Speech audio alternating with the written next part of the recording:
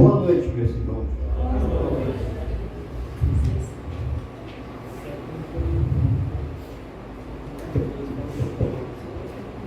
Tem sido um prazer estar com os irmãos aqui e poder compartilhar e conhecer mais de perto o trabalho aqui em Baturité.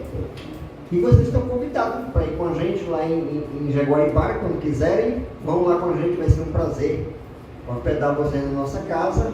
E também comer uma tilápia lá, como o pessoal diz lá no Cariri. Você quer açaí.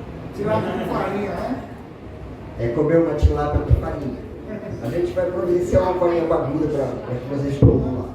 Mas vamos abrir, por favor, a nossa Bíblia em Efésios. Efésios capítulo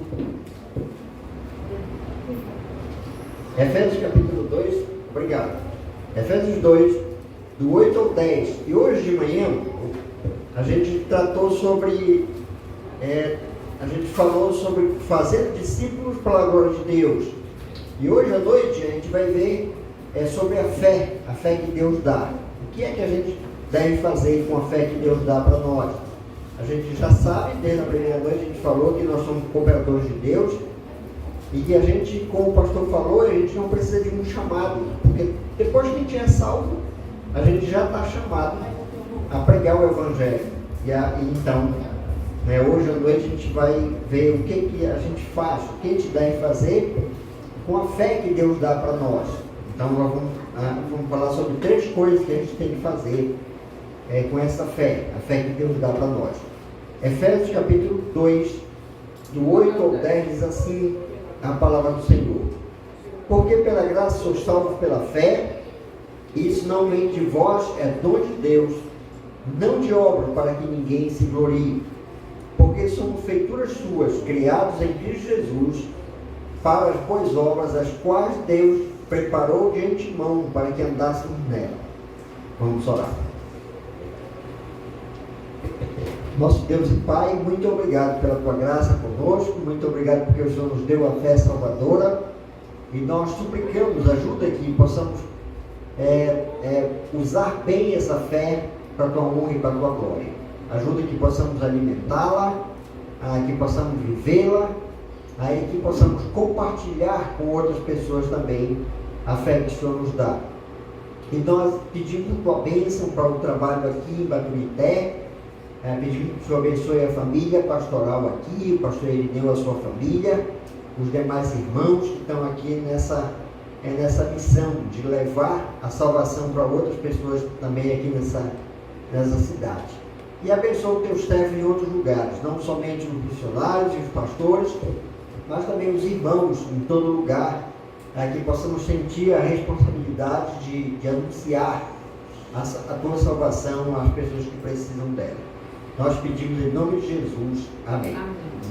Muito bem. Então, existe mais de um tipo de fé. E a gente podia localizar algumas. Por exemplo, a fé comum. Todo mundo tem essa fé. É como você pegar um ônibus aqui em Baturité e ir para Fortaleza. Se você não tiver a fé comum, você não vai entrar no ônibus. Se você pensar assim, eu não posso, eu não consigo crer que eu saindo aqui de Baturité, eu vou chegar lá em Fortaleza. Então, a fé comum todo mundo tem, é alguma coisa que é até necessário para a vida, que a gente tem esse tipo de fé. Mas existe um outro tipo de fé, a fé religiosa. É a fé da tradição. E a gente parece estranho coisas que a gente vê, mas realmente as pessoas creem nisso. Mesmo que está colocada na coisa que está errado, mas elas creem assim. Por exemplo, no hinduísmo, as pessoas elas creem, elas estão morrendo de fome. Né? A Índia é um país muito populoso, tem 1 bilhão e 350 milhões de habitantes. É um país muito populoso, um país menor do que o Brasil. Então você imagina a maneira como eles vivem ali. E eles não comem vaca porque eles creem que pode ser a bisavó, a tataravó de alguém. Então eles adoram a vaca lá, a vaca é um animal adorado. E aí eles creem nisso. A gente sabe que isso é um absurdo, mas é a fé deles, eles creem nisso. e aí então tem a fé religiosa.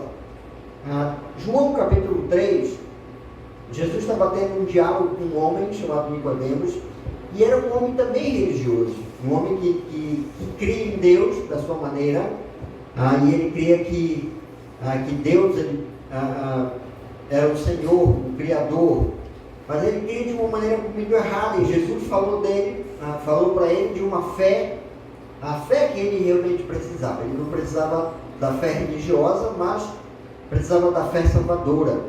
E é esse tipo de fé aí que nós temos, que Deus dá para nós, como foi falado aqui no texto, quando a gente crê, quando a gente entende que realmente Deus ele dá essa fé e nós precisamos fazer alguma coisa com essa fé. No capítulo 15, João 3 e 15, o texto diz ali, para que todo aquele que nele crê não pereça, mas tenha vida eterna. Realmente esse tipo de fé era a fé que Nicodemo precisava, e é a fé que nós temos, que o Senhor Jesus deu para nós, e a fé que nós precisamos levar para as pessoas, é a fé que elas precisam, é a fé salvadora, e nós precisamos fazer isso. A fé, a gente pode dizer que fé é crer na palavra de Deus, não é o que as pessoas querem crer, mas crer no que está na Bíblia, e isso deve chamar a nossa atenção, para nós que somos crentes, que conhecemos a palavra do Senhor, não é qualquer tipo de coisa que a gente crê, mas crê no que está escrito na Bíblia, e é por isso que a gente precisa conhecer a Bíblia. João capítulo 20, versículo 31 diz assim: estes, porém, foram escritos para que creias que Jesus é o Cristo, o Filho de Deus, e para que crendo tenhas vida em seu nome. Jesus fez muitos sinais, mas alguns foram registrados na Bíblia, e aí foram registrados com esse intuito, com esse sentido, de nós cremos que Ele é o Senhor, que Ele veio para dar vida para todas as pessoas. E aí então, é essa classe de fé aí que Ele deu para nós, e que nós precisamos fazer alguma coisa com ela. E hoje à noite, a gente vai ver só três coisas básicas que nós precisamos fazer com a fé.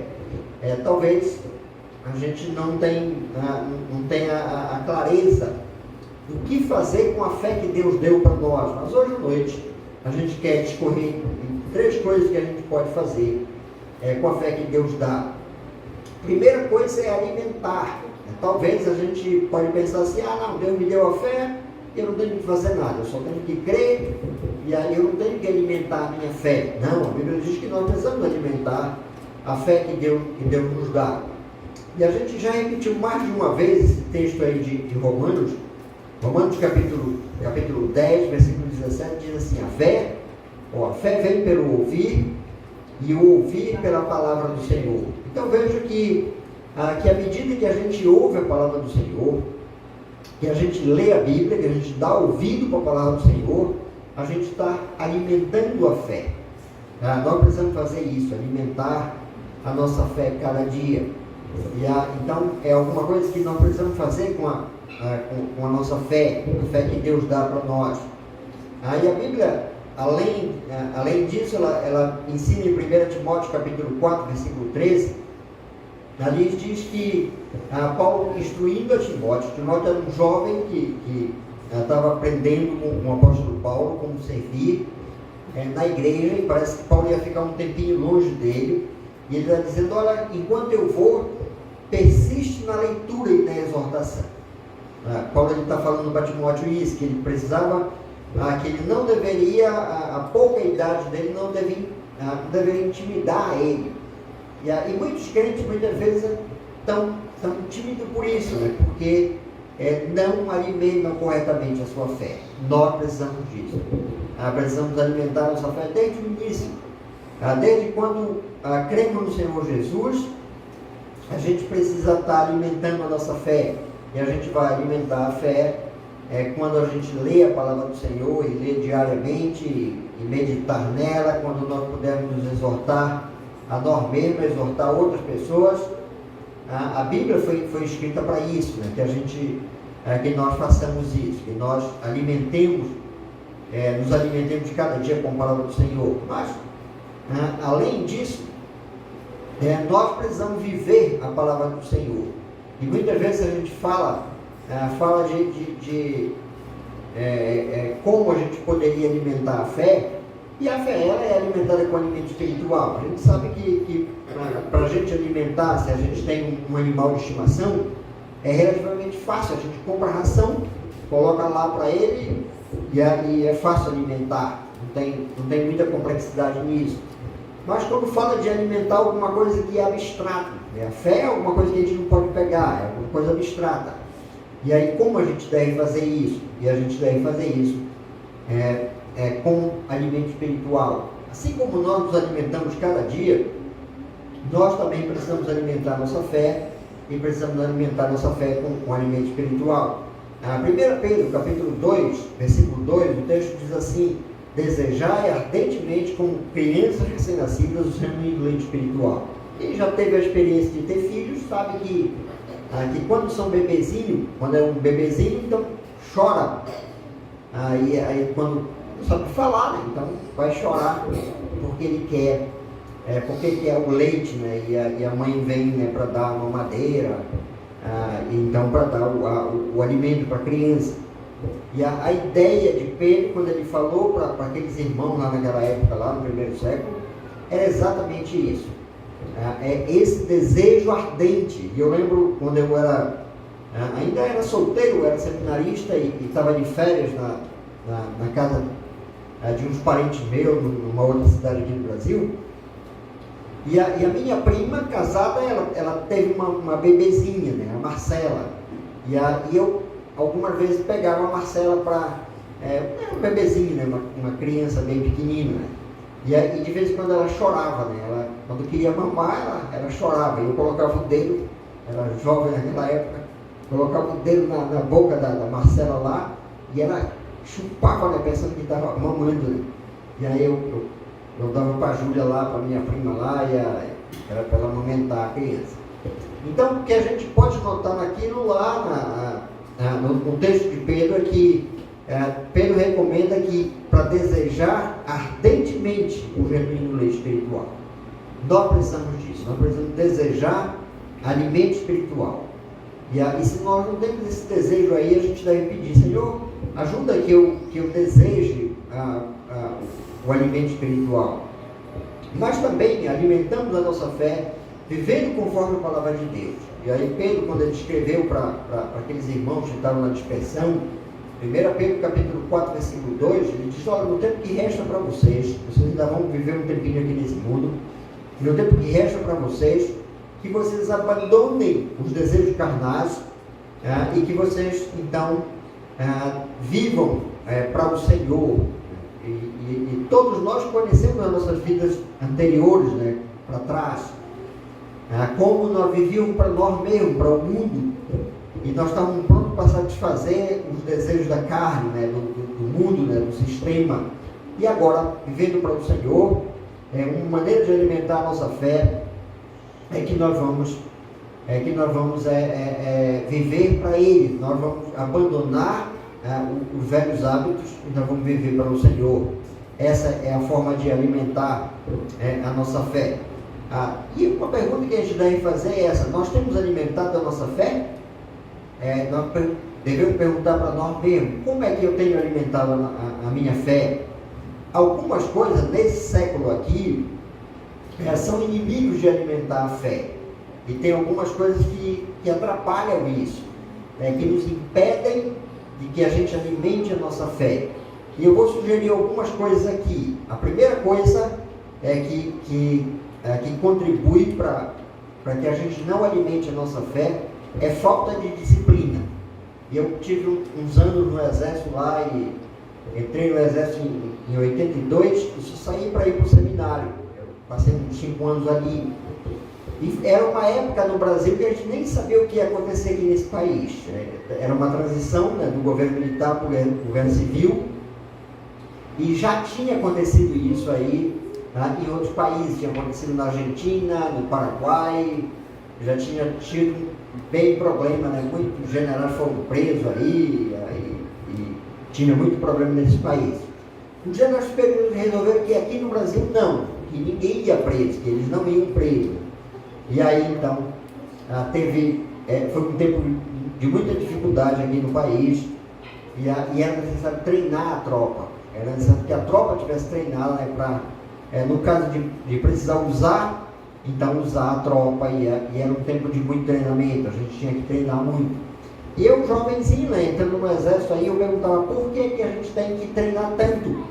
E aí eu, como servia no Pará, na Amazônia, lá é bem diferente, né? O inverno amazônico demora 6 meses, né? Chuva, quase todo dia chove.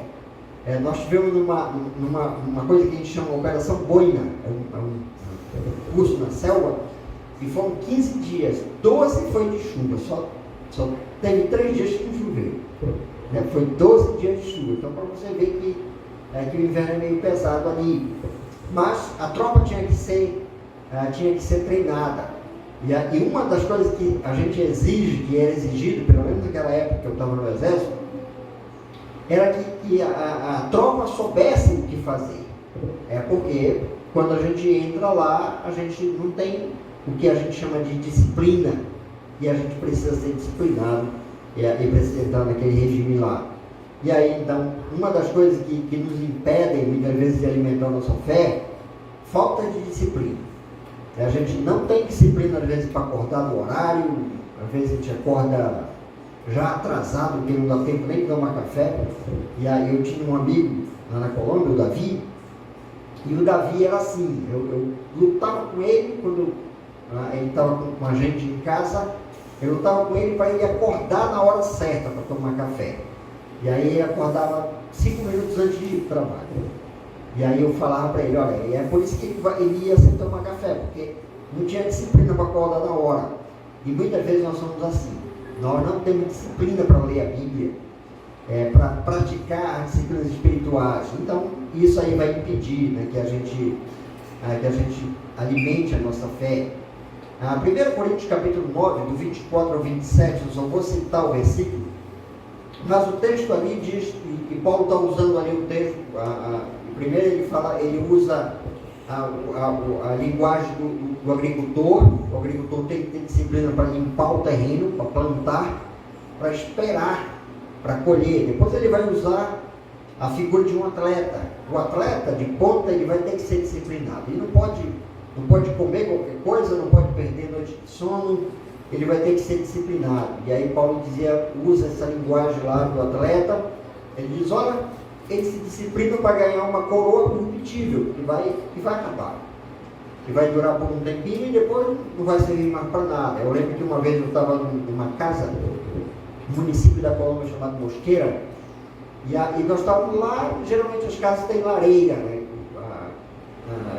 E aí nós estávamos lá num culto, próximo lá de uma lareira lá, era na casa de um irmão lá da nossa congregação lá, e o Tano, e ele foi atleta profissional, ele ganhou muitas medalhas, tinha várias medalhas lá, mas tudo velho, umas medalhas velhas, tinha alguém lá muito brincalhão, e eu falei para ele, Tano, ganhou muita medalha, né? E ele era ciclista, ele por muitos anos, né, foi ciclista, e aquelas medalhas estavam feias, já não eram mais bonitas, né, quando ele ganhou. E alguém que estava lá disse assim, não, ele não ganhou essas medalhas ele comprou, e tá aí. E aí então o Tano falou, não, Stanislau o nome dele, mas a gente chama de Tano. Ele falou, não, eu ganhei. Só que depois de um tempo é assim, quando a gente ganha medalha, assim, alguém que foi atleta sabe disso, depois de algum tempo já não tem aquele brilho que tinha quando a pessoa ganhou. E aí Paulo está usando essa figura aí, ele está dizendo, olha, eles se disciplinam para ganhar alguma coisa que é corruptível, que vai passar. E nós precisamos nos disciplinar por uma coisa que é eterna. E aí nós precisamos ter essa disciplina. E Paulo vai dizer, olha, eu esburro meu corpo. E o sentido ali é que eu não dou o que ele quer, eu me disciplino para não ser desqualificado. E aí Paulo não está falando em perder a salvação, porque a salvação não pode ser perdida. Ninguém pode perder a salvação, mas ele estava falando aí de ser desqualificado no sentido de não poder fazer a obra de Deus, de não poder levar a palavra de salvação para as pessoas. Muitas vezes nós não levamos porque nós somos indisciplinados, porque a gente não tem disciplina na vida espiritual. E aí então a gente deixa de alimentar a fé que Deus deu para a gente e a fé que a gente precisa levar para as pessoas. Uma outra coisa que impede que nós alimentemos a nossa fé é apego a coisas materiais. Nós estamos vivendo num tempo da sociedade que a gente tem que estar muito vigilante, né? Porque a gente está vivendo num tempo de consumismo, de muito consumismo. Eu sou de 60, nasci em 62, e eu nasci num lugar muito pequenino, no Pará. Eu nasci num lugar pequeno e vim para uma cidade pequena, muito menor do que aqui em Baturité. E depois eu vim para Belém em 80, e aí eu vim para Juazeiro em 87. E a gente pode notar, daquela época para agora, como os países cresceram. Não só o Brasil, porque alguém pode pensar, não, isso aqui é no Brasil. Mas outros países também cresceram muito economicamente no mundo, a tal ponto que hoje, quando os teóricos vêm, né, principalmente escola como a escola de Frankfurt, eles dizem que não é possível que o mundo continue crescendo do jeito que está. É por isso que tem um plano aí para acabar com esse crescimento no mundo inteiro. Aí às vezes você fica pensando assim que os dirigentes de alguns países, e não é só o Brasil é um desses países aí, mas você fica pensando que é como se eles estivessem querendo acabar com a economia. É exatamente isso. É quando você vê teóricos por exemplo, a escola de Frankfurt, são várias escolas, mas a escola de Frankfurt foi uma delas, porque ela é antiga. Né? É exatamente o que eles querem, é exatamente isso, acabar com a economia. Eles querem que as pessoas fiquem pobres, esse é o desejo. E o Silvio Santos falou uma vez uma coisa certa. Ele falou que o comunismo só deu certo na prisão. Todo mundo usa a mesma roupa lá na prisão, aquela roupa listrada, né? Todo mundo come a mesma comida e todo mundo não faz nada, né? Lá na prisão sem fazer nada.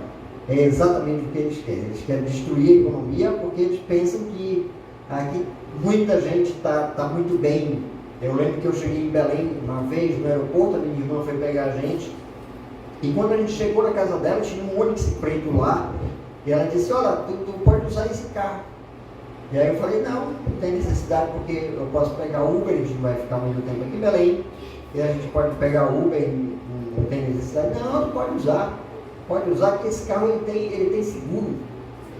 Então se passa alguma coisa não tem nenhum problema. Era um colega do marido dela, o marido dela da Receita Estadual lá do Pará, e ele passa 15 dias na fronteira lá com o Maranhão, e 15 dias em casa. Então quando esse colega vem, morava numa outra cidade, em Santarém, quando ele vem lá, ele deixa o carro lá e vai lá para a fronteira. Então o carro fica lá. E ela disse que podia usar. E eu falei, Regina, eu fico lembrando quando nós éramos tão pobres, quando a gente veio do interior, éramos tão pobres, e a gente não podia nem pensar que um dia a gente ia ter um carro desse. E agora tem 2 carros naquela garagem lá, e pode usar assim. Então isso é só um exemplo de como as famílias cresceram, como a gente está num mundo assim, consumista. Isso não é. E se a gente está no mundo consumista, imagine outras nações que são muito mais desenvolvidas do que nós, né? Como mudou, a sociedade mudou. Nós temos que ter muito cuidado com isso, porque essas coisas aí nos atraem, né? O apego às coisas materiais vai nos levar a que a gente que a gente alimente pouco a nossa fé. E não é mal que a gente tenha alguma coisa. Não tem nada mal que a gente tenha uma casa, um carro, que a gente tenha a nossa vida. Não tem nada de mal nisso. Mas isso não é tudo. Então a gente tem que entender que isso não é tudo, que a gente está numa sociedade assim, consumista, que às vezes as pessoas têm coisas que elas não precisam. E a palavra de Deus vai recomendar para a gente. O texto de 1 Coríntios capítulo 7, versículo 29 até o 31. Aí Paulo ele vai dizer naquele texto assim, ora, usem o mundo mas como se vocês não precisassem dele. Nós precisamos ter a vida cristã de uma tal maneira alimentar nossa fé de uma tal maneira que quando a gente não tem essas coisas, enquanto a gente tiver, tudo bem, não tem nenhum problema que a gente use essas coisas para o bem. Mas quando a gente não tiver, que a gente não deixe, né, de crer, que a nossa vida não seja bem diferente, né, do que é agora. E isso só vai acontecer se a nossa fé estiver bem alimentada. Se nós nos envolvermos com as coisas aqui desse mundo, realmente a gente vai ter muita dificuldade para alimentar a nossa fé. Uma outra coisa que eu gostaria de sugerir hoje à noite, que nos impede também de alimentar a fé, é a falta de comunhão com Deus. Nós precisamos desesperadamente disso, de ter comunhão com o Senhor, e comunhão diária. O texto de 1 João, 1 João 1 e 3 diz ali que a nossa comunhão é com Deus e com o Pai, ou com o Pai e com o Senhor Jesus Cristo. Nós devemos entender que a nossa comunhão primária é com Deus, e nós precisamos cada dia fazer isso. Isso não é fácil, não é tão fácil para a gente fazer isso. Para a gente manter a comunhão com Deus, se nós vamos manter a comunhão com Deus, nós vamos ter que rejeitar certas coisas aí. Nós precisamos alimentar a nossa fé. E para alimentar a nossa fé, nós vamos precisar dessas coisas aí. E tem coisas que nos impedem de alimentar a nossa fé.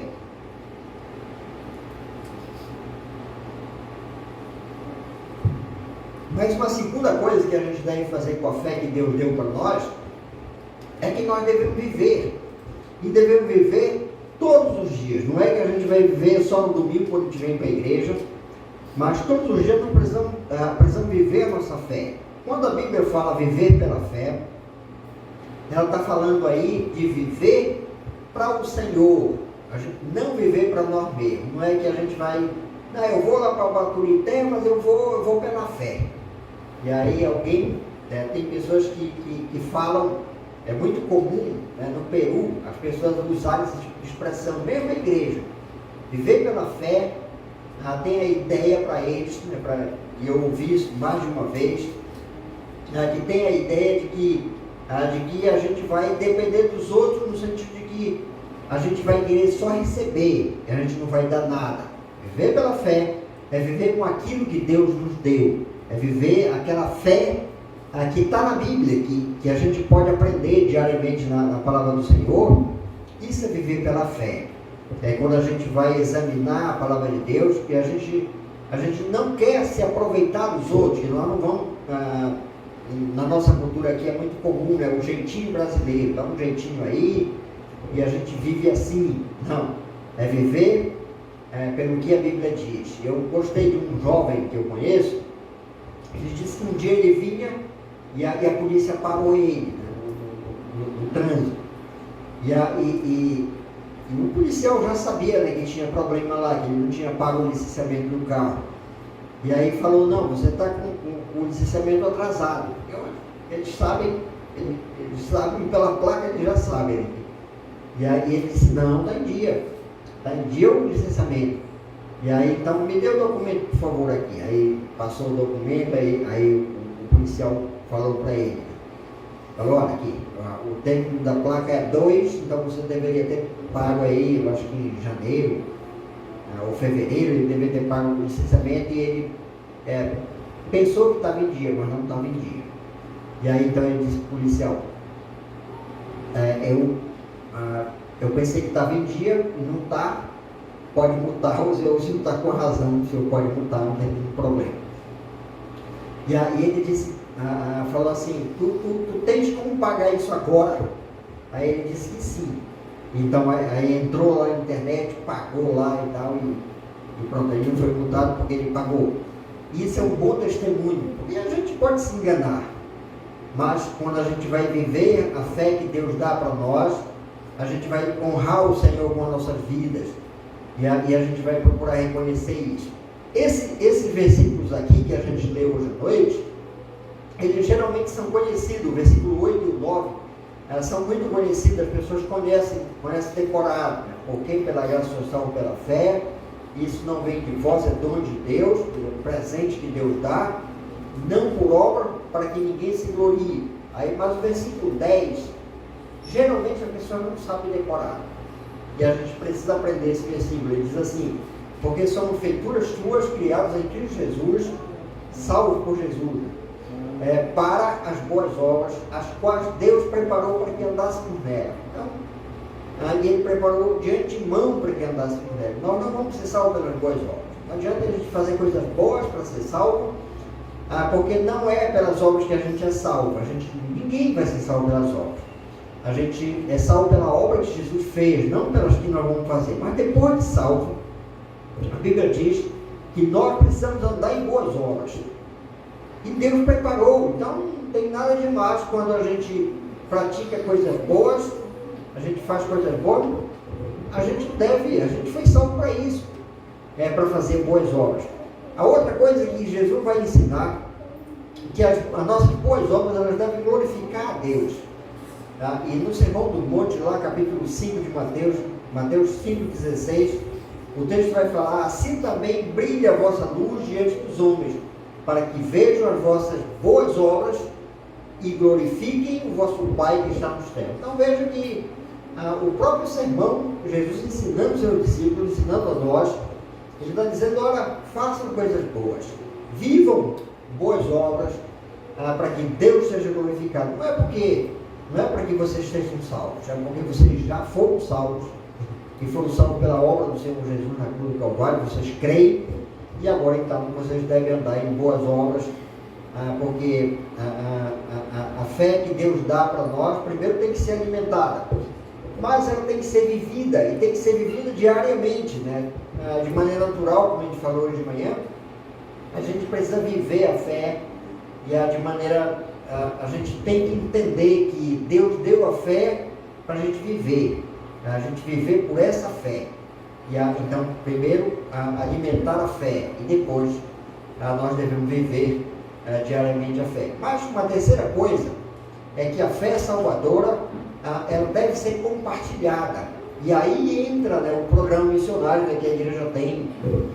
Nós precisamos entender que nós precisamos compartilhar essa fé. E nós vamos ter que compartilhar com pessoas. E não adianta a gente pensar que somente os pastores, os missionários, eles vão poder fazer isso, porque não é assim. Todos nós somos responsáveis para fazer isso. E muitas vezes a gente pensa assim: isso é uma coisa muito difícil, porque a gente teria que entender de teologia, estudar um pouquinho das línguas originais, e a gente teria que gastar muito tempo com isso. Não, é uma coisa muito simples. E desde o Antigo Testamento, Deus ele já tinha em mente que o povo dele fizesse isso. E a gente deve começar isso na nossa casa. Então veja que é uma coisa muito simples. Deuteronômio capítulo 6, o versículo 6 e 7, e eles estavam ensinando, os judeus estavam ensinando isso para Moisés, escreveu aí Deuteronômio, e Deus, através de Moisés, estava ensinando para eles que eles deveriam começar como filhos dele. E esse é um texto da Bíblia que a gente denomina chamar. Eles deveriam ter bem na mente, né? Eles deveriam decorar isso, e eles deveriam falar para os filhos deles todos os dias. E estas palavras que hoje te ordeno estarão na tua cabeça, né? E tu deve falar deles andando pelo caminho, e ao deitar-te e ao levantar-te. Os nossos filhos precisam disso. Muitas vezes a gente pensa assim: não, o nosso filho precisa estudar numa escola boa, ele precisa, estamos num mundo muito competitivo, então eles precisam sair na frente, eles precisam ser inteligentes. Isso aí é bom que a gente ensine nossos filhos em casa, né? Que eles aprendam coisas boas, isso é muito bom, mas eles precisam ouvir de Cristo logo quando são pequeninos, e a gente deve fazer isso aí, a nossa responsabilidade de fazer isso aí com as nossas crianças. Provérbio capítulo 22 e 6, o texto ali fala: ensina a criança no caminho que deve andar, e quando tiver velho, não se desviará dele. Às vezes a gente pensa que esse texto aí está ensinando que a gente deve levar o nosso filho para a escola dominical, e isso é muito bom, e dar graças a Deus pelas igrejas que mantêm a escola dominical e que mantêm o ensino. Isso é muito bom, devemos fazer isso com nossos filhos, mas não é só isso. Tem um provérbio chinês que diz assim: se tu queres mudar alguém, começa com o avô dele. E aí por quê? Porque a gente sabe que essas coisas vão passando passa para o pai, depois passa para o avô, passa para o pai vai passar para os seus filhos. Então a gente precisa começar cedo, e começar cedo com as nossas crianças. Ensinar para elas a palavra de Deus, ensinar para elas princípio de educação. Elas precisam aprender a ser pessoas diferentes, né, do mundo, e a gente deve começar isso na nossa casa. A gente não deve começar logo com os filhos dos outros, mas com nossos filhos, ensinando. E eu ouvi alguém, uma mensaginha, que estava dizendo que um jovem, ele estava meio aborrecido lá na casa do pai dele, ele queria sair da casa do pai dele. Ele disse: veja onde conseguiu um emprego e ir embora daqui. E aí, então aconteceu que um dia ele colocou folha de vida lá, o currículo, e uma empresa chamou ele para fazer uma entrevista de trabalho. E aí, quando ele chegou lá na empresa, o portão da empresa estava meio aberto lá. Aí ele ajustou o portão. E aí, quando ele entrou lá, ele notou que as pessoas que estavam esperando a vez lá, estavam lá na frente. Aí tinha um ventilador ligado e não tinha ninguém lá. Automaticamente ele desligou o ventilador. Aí notou que tinha uns papéis lá no chão, ele juntou, e aí sentou lá e ficou esperando a vez dele. Quando chegou a vez dele, tinha os candidatos na frente dele lá. Aí quando chegou a vez dele, na mente dele ele estava dizendo: eu vou na entrevista, mas eu não vou conseguir esse emprego, porque tem um bocado de gente ali na minha frente, não vou conseguir. Aí quando ele chegou lá, o homem lá que estava entrevistando ele perguntou: olha, como é teu nome? Aí, já está no currículo lá, mas o homem perguntou para ele. Ele disse o nome, aonde ele morava e tal, o homem perguntou e tal. E outra pergunta que o homem fez para ele foi: tu queres começar a trabalhar aqui nessa empresa amanhã? Ele disse: claro, quero.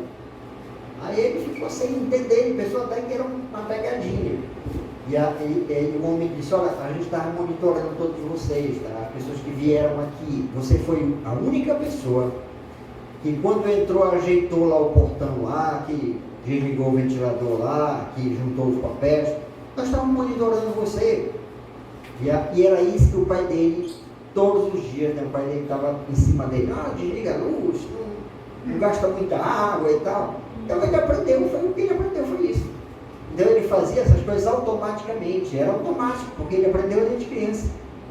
E o que mais aborrecia ele, que o pai dele falando: não gasta muita água, desliga a luz, não sei o que e tal.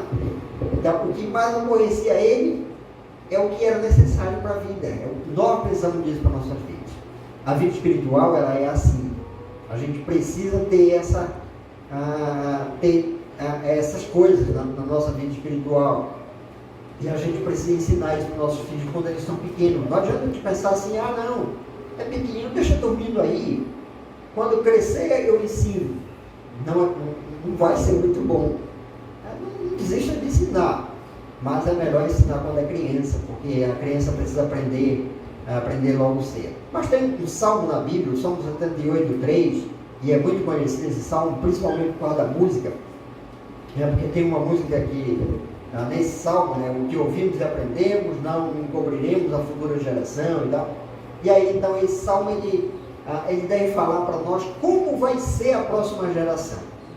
Se a gente olha para a sociedade e vê que a coisa está meio complicada, e tem uma jovem senhora lá na congregação, ela só tem um filhinho, e a escola disse: olha, vai ter que estudar integral, vai ter que estar na escola integral, para receber o Bolsa Família. E aí então ela disse assim, que ela não queria que o filho dela ficasse lá na escola o dia inteirinho. E ela não queria exatamente por isso, porque ele não vai aprender coisas boas ali. E aí então a gente sabe que está assim, o mundo está desse jeito, não é só aqui no Brasil. Em outros lugares está do mesmo jeito, essa geração A gente fica pensando, incrível como está a coisa. Como é que vai ser a próxima geração? Se agora o negócio está feio, como é que vai ser depois, daqui a um tempo, né? Daqui a uns anos, né? 30 anos e tal, como é que vai ser? Se a gente está com dificuldade agora, imagine depois, a próxima geração. Como é que vai ser? A gente não vai poder consertar o filho de todo mundo, não tem como. Mas como é que vai ser os nossos filhos? Como é que eles vão estar daqui na próxima geração? A gente já tem muito problema agora nessa geração, né? Como filhos dos crentes, né? Todos nós enfrentamos muito problema com nossos filhos. E como será a próxima geração? Olha, nós precisamos, o que esse salmo diz aí, o salmo 78, no versículo 3, nós precisamos pensar nisso, né? Passar as coisas de Deus para a seguinte geração. Senão, na próxima geração não vai ter ninguém que vai poder levar. E um dia eu cheguei numa igreja, a igreja de Maracanaú, eu fui naquela igreja para pregar, e uma coisa que foi notável naquela igreja lá é que tinham casais e pessoas grávidas. Eu notei umas 3 mulheres grávidas lá naquele dia. E eu elogiei a eles. Eu falei, olha, rapaz, vocês estão de parabéns porque as mulheres estão grávidas aqui, porque tem mulher grávida aqui nessa igreja. Porque ninguém quer ter filho mais. E as pessoas não querem ter filho porque vai dar trabalho. Porque elas estão pensando assim, como é que eu vou trabalhar com essas crianças aí para cuidar? E aí eu fiquei maravilhado de ver, né, porque hoje você quase não vê isso. Os casais eles já quase não querem ter mais filho, porque criança dá trabalho. Tá? Nós precisamos pensar como é que vai ser a próxima geração, e a Bíblia nos adverte sobre isso, né? Que nós precisamos ensinar para as crianças, né, para essa geração agora, para que a próxima geração seja continue a pregação da palavra do Senhor. Então, nós precisamos pensar que nós vamos compartilhar primeiro na nossa casa. Nós vamos começar da nossa casa. Vai dar trabalho. A gente vai ter que acordar mais cedo para fazer devocional com eles, para levar eles a aprenderem alguma coisa da Bíblia. Vai dar um pouco de trabalho, mas deve ser assim. Depois, nós devemos fazer com outras pessoas. E tem um texto na Bíblia, o texto de Marcos capítulo 5, do 18 até o 20, aquele texto vai falar que Jesus ele atravessou o mar da Galileia, e quando ele chegou no outro lado, lá tinha um homem endemoniado, tinha um homem que tinha um bocado de demônio, e Jesus expulsou os demônios daquele homem, e mandou, foi aquela passagem lá que diz que Jesus mandou para os porcos, e os porcos foram para o desfiladeiro lá e morreram. E até pediram para Jesus sair de lá do termo dele, eles não queriam que Jesus estivesse por lá. Mas quando Jesus ia saindo, se você notar no texto lá, Marcos capítulo 5, a partir do versículo 18, se você notar lá, uma coisa notável ali é que aquele homem, ele pediu para ficar com Jesus. Ele falou, olha, eu gostaria de ficar com o Senhor e de ficar com os seus discípulos, de ficar na companhia de vocês. Jesus disse, não, vá para a sua casa e fale o que Deus fez na sua vida, fale para eles. Ele falou para aquele homem lá. E aí então o homem foi, o texto fala lá que ele foi, e ele começou a pregar a palavra de Deus em Decápolis. Eram 10 cidades que tinha naquela região lá, e ele começou a pregar a palavra de Deus lá. Aquele homem não teve a oportunidade de estudar. Era um homem muito simples, porque da maneira como ele vivia, certamente ele não teve condições de estudar. Aquele homem ele não era uma pessoa que era viajada, que conhecia vários lugares, que tinha viajado, era uma pessoa simples, né? E que teve muito problema, né, de saúde mental e tal. E mesmo assim, né, aquele homem ele só foi levando uma mensagem, o que Deus fez na vida dele. É o que Deus quer de nós. Deus ele só quer que a gente faça isso, que a gente fale para as pessoas o que Ele fez nas nossas vidas. Nada mais, a gente não tem que saber de grandes coisas, né? Só tem que saber disso, né? O que foi que Deus fez nas nossas vidas e falar para as pessoas isso. Mas só falar da boca para fora não é suficiente. Nós precisamos viver assim. E para viver assim, nós vamos precisar depender de Deus, nós vamos precisar pedir para Ele, Senhor, ajuda-me que eu possa viver assim, que no trabalho que eu tenha lá e tal, a gente não vai ser perfeito, mas fazer o melhor possível e fazer como para o Senhor. E aí então, Atos capítulo 1, versículo 8, o texto vai dizer assim: mas vocês receberão poder ao descer sobre vós o Espírito Santo, e vocês vão ser minhas testemunhas tanto de Jerusalém como toda a Judeia e Samaria e até os confins da terra.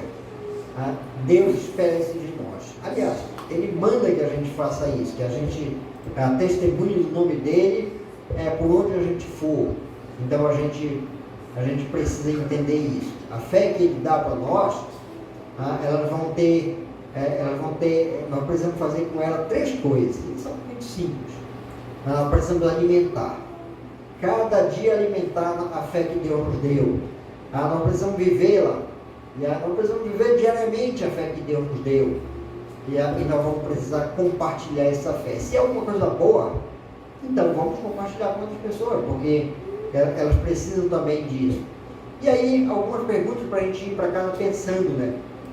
Que tipo de fé eu tenho?